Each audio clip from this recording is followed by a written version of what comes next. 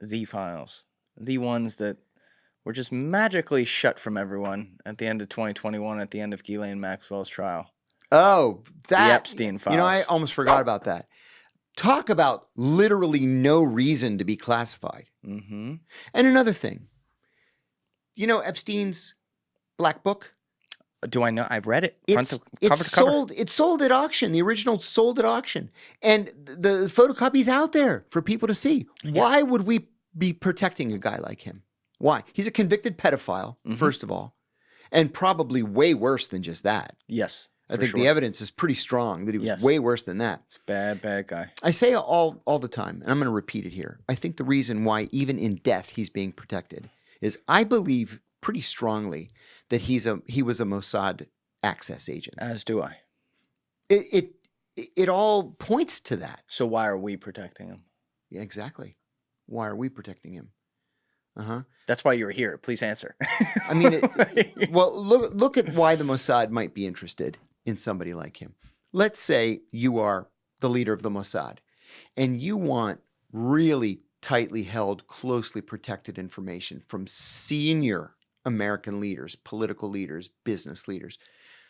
You can't recruit those people. You're not going to recruit Bill Clinton. You're not going to recruit Bill Gates or any of the other people, Prince Andrew. You're not going to recruit those people. So you do the next best thing. You recruit somebody who has ready access to them. That's right. And then on top of that, you give him an unlimited amount of money where he's got this private island in the Caribbean and a private jet where he can fly his friends down there. You wire the house for audio and video, so nothing is overlooked. And you ply them with alcohol and underage girls, and you've got them. You've got them. So you can either do it the easy way or you can do it the hard way. You say to them, look, you just had a 16-year-old girl, and so you're going to tell me what I want to know. Or they know what the game is. They know what they've done. Otherwise, we wouldn't have people coming out and saying, well, I kept my underwear on. Remember that? Uh-huh. So I think that that's what this was. I think that this is because we all know that the Israelis spy on us. I mean, they're worse than the KGB or whatever the KGB calls. Yeah, we're going to talk today. about that. Yeah. Yeah, they're for the intelligence community in the United States, Israel is ranked as critical threat for counterintelligence. They are prolific spies. And so it just makes perfect sense to me that this would be an access operation. So again, though, why are we the ones saying, nope, closed up? Because let me paint a picture for you real quick, and you tell me if I'm way off here. I don't care if I'm way off. It's just what I think about sometimes. I remember my first conversation I ever had with Danny Jones on the phone. We talked about this, and I've had this thought for probably 4 or 5 years. I want you to imagine you're sitting in a room, a back room in Israel in 1967 or 1968. Okay? You just had the whole 1967 thing pop off. Right. You were just over 20 years removed from the Holocaust, where your race was attempted to be exterminated from this earth. Yep. You are still 4 years out from the Munich Olympics, where people are going to put their hands up and not help you, or not let you even come in and help the situation when your people were kidnapped, and the games actually continued. They didn't even pause while it was going on. That's right. So that's not even on the table yet. But you realize that there's a lot of support around the world that isn't necessarily coming to your aid. In your defense, you are a small country in the middle of the Middle East, where at the time, every single country around you would like you eradicated from the earth. And in this room is only a handful of people.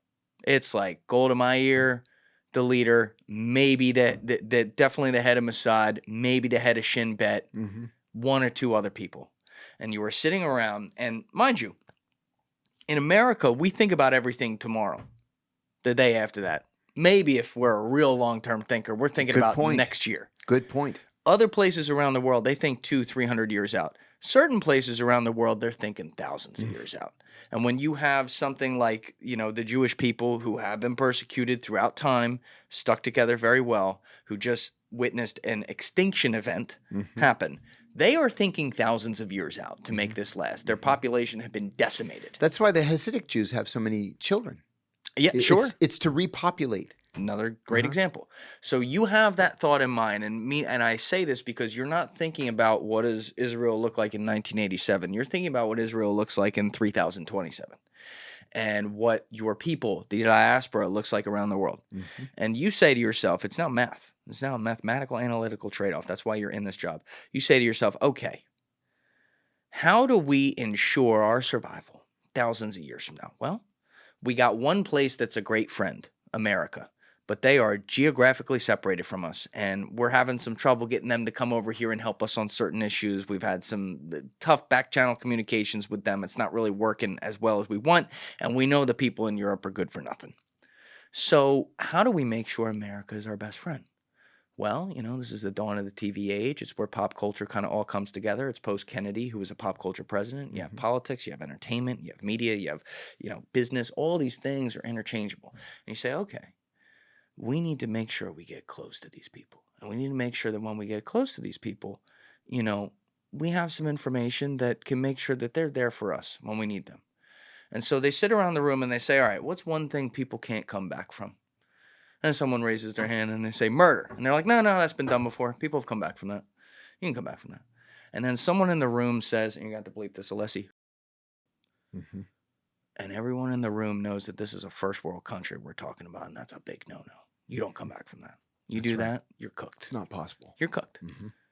And they sit there and they say, maybe they don't say it like this, but they say, are we willing to sacrifice the lives, effectively, of 50,000 kids over the next 5-6 decades to make sure that our entire race survives 1,000 years from now? And in the words of Aldo Rain, I'll make that deal, right? Like, that's the attitude that the people in those rooms have. And that's not a deal I want to make, to be clear. I'm not saying about myself. Right. I'm saying this is how they might think. I could see Is that far-fetched? No. I could see that. I could see that. Their calculation is far different than our calculation would be. You're right about long-term versus short-term. We only look to, the end of the current president's term. We don't do long-term planning. We never have. We pretend to, like on nuclear stockpiles and stuff like that, but we don't really do long-term planning. They do very long-term planning. And that's why they're such prolific spies.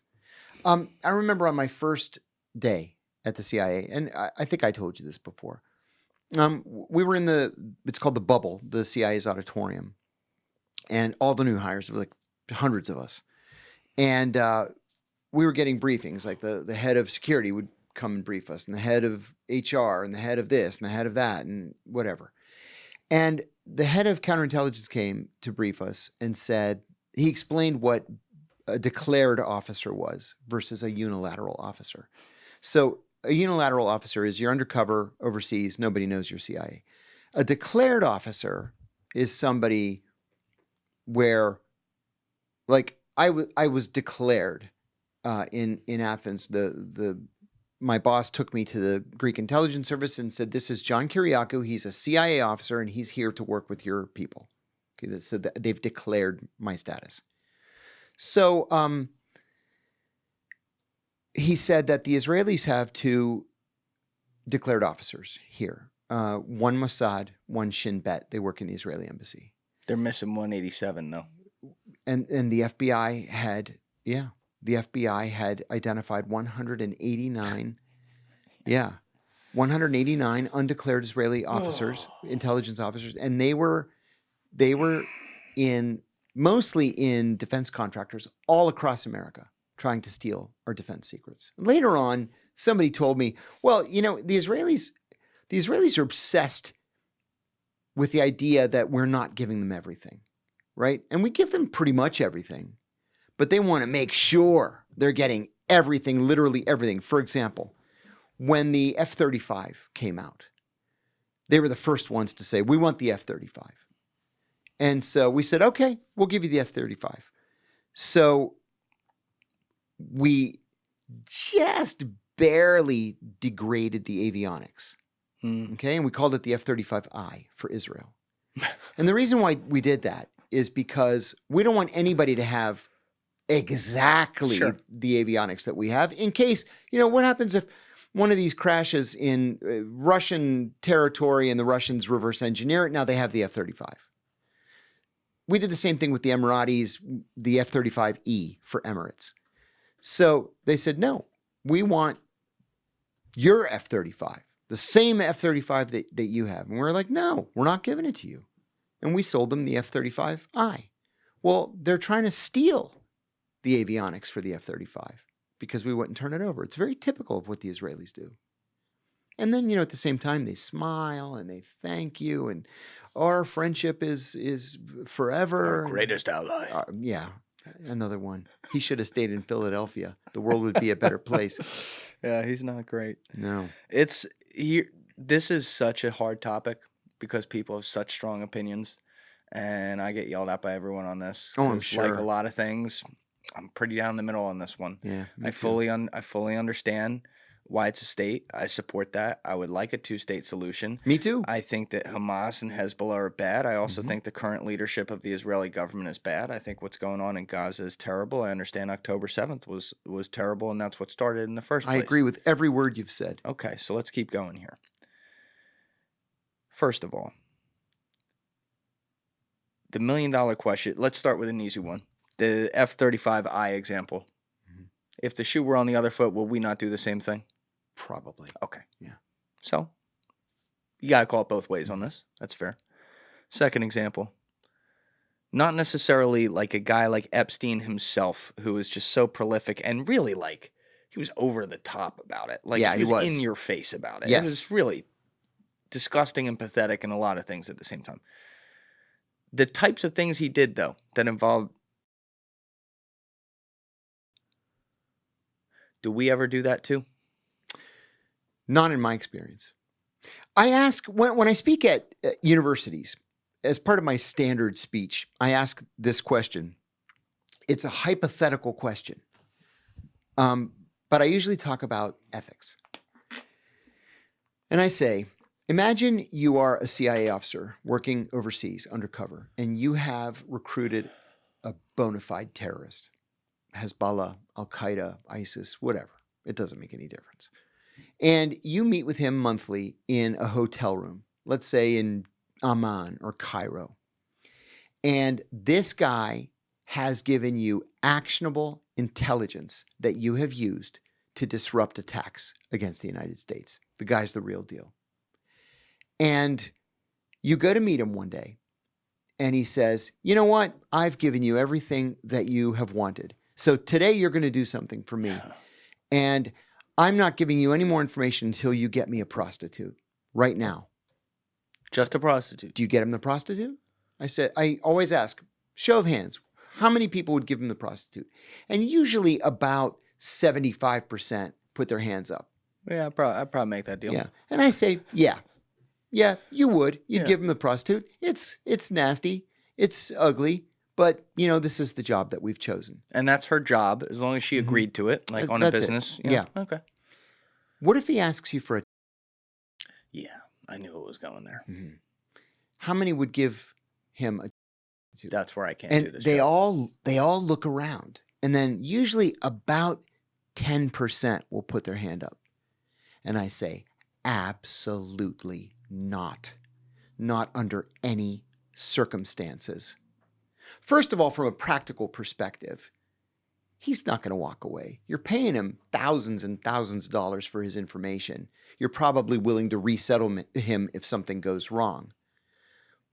But this is a child we're talking about. A child.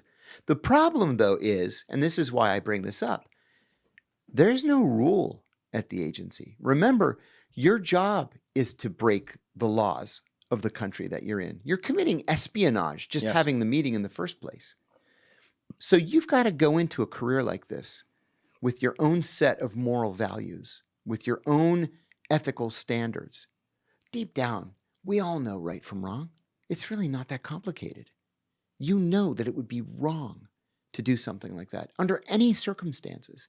And sometimes people will say, well, greater good and all that stuff. And I say, no. In real life, he's going to give you the information.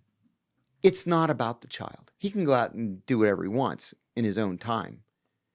But you've got to draw the line between right and wrong because headquarters isn't going to do it for you. I think the incentive structure you point out in that example actually makes your answer make sense. I would believe that. But on a greater mission level, meaning like if it wasn't just some guy who you're already paying who says, you know what, go get me a kid. And you're like, fuck you, you're not going anywhere, right? If it was something where you were trying to infiltrate people who were involved with this kind of thing and you needed to not even create it yourself. You mean to disrupt a network? Sure. Uh-huh. That a network that doesn't have to do with that, but they do this too. You're telling me, and I hope you're right too, because I would like to think we don't do this, but you're telling me that that would never happen? You know, I can't say with 100% certainty, but I can say in the 15 years that I was there, I never encountered anything even close. Yeah, I couldn't see you doing that. Never. Yeah, you wouldn't even do the torture. No, I wouldn't even do the torture.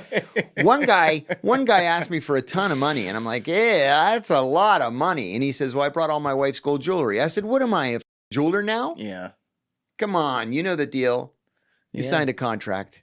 It's a big organization though, and we don't know how big it is. And I always ask there that are to a lot be of fair. sociopaths walking the halls. And you know that, we're zeroing in on Epstein here because he was caught and he was here. Yeah. They're not the only ones who do that, man. You're absolutely right. There's a lot of agencies that do that kind of thing around the world. A lot. And that's where it gets messy. It's disgusting. It's horrible. But, the fact that we are closing those files does tell me a lot. And it tells me that there's influence bought. You know, there has to be. Because, again, there is literally no reason, no legitimate reason for any of those documents to be classified. None. Yeah. Another argument that pisses me off with this, because I think people are looking at it the wrong way, is the whole AIPAC thing. Mm-hmm. So everyone complains about AIPAC, and they blame AIPAC. Right. And they blame Israel. Right. And I'm like, wait a minute. Blame the Justice Department and the Congress. Right. They're using the system Sure. that we allow to be used. Of course they're looking out for their own country's interests. It's like blaming rich people for taking tax deductions. That's what I'm saying. saying. Don't blame the rich people. Fix the law. Exactly. Thank you for watching the video, guys. If you haven't already subscribed, please smash that subscribe button and check out this clip's full podcast episode by clicking here or in the description below.